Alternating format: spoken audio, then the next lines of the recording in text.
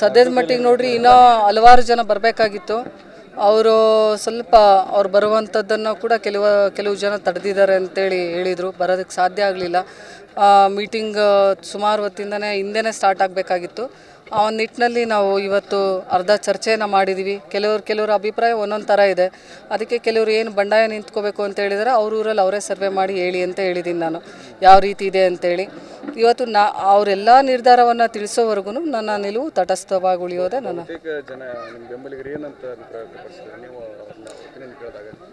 ಅವರು ಒಪಿನಿಯನ್ ಕೇಳಿದಾಗ ಅವರು ಹಲವಾರು ಜನ ಹಲವಾರು ರೀತಿಯಲ್ಲಿ ಕೊಟ್ಟಿದ್ದಾರೆ. ಅವರು ನಿಮ್ಮ ಜೀವನ ನಿಮ್ಮ ಭವಿಷ್ಯ ಉಜ್ವಲವಾದರೆ ನಮ್ಮದೇನು ಅಭ್ಯಂತರ ಇಲ್ಲ ಅಂತ ಹೇಳಿದ್ದಾರೆ. ಇವತ್ತು ನಿಮಗೆ ಒಂದು ಸೂಕ್ತವಾದಂಥ ಒಂದೇನಾದರೂ ಪರಿಹಾರ ಸಿಕ್ಕರೆ ಖಂಡಿತವಾಗ್ಲೂ ನಿಮ್ಮ ಆಗಿರುವಂಥ ಅನ್ಯಾಯಕ್ಕೆ ನ್ಯಾಯ ಸಿಗೋದಾಯ್ತಂದರೆ ಅಭ್ಯಂತರ ಇಲ್ಲ ಅಂತ ಹೇಳಿದ್ದಾರೆ.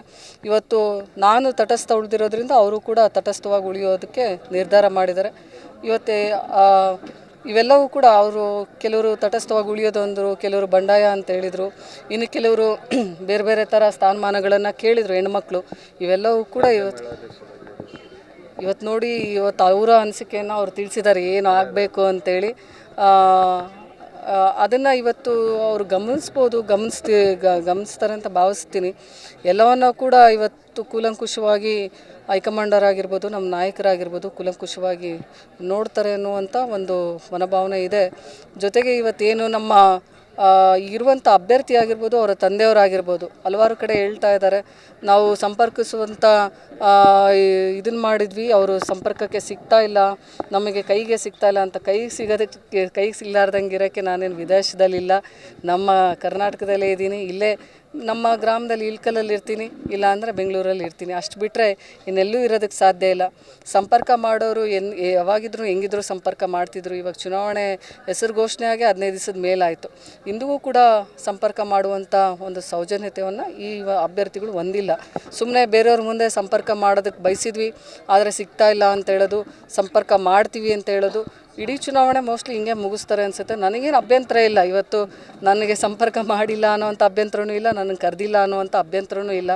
ಇವತ್ತು ನನಗಿರುವಂಥ ಅಭಿಮಾನಿಗಳು ಇದ್ದೇ ಇರ್ತಾರೆ, ನನಗಿರುವಂಥ ಇವತ್ತು ಜನರ ಪ್ರೀತಿ ಇದ್ದೇ ಇರುತ್ತೆ. ಒಂದು ನನಗೆ ನಿರಾಶೆ ಆಗಿದ್ದು ಅನ್ಯಾಯ ಆಯಿತು.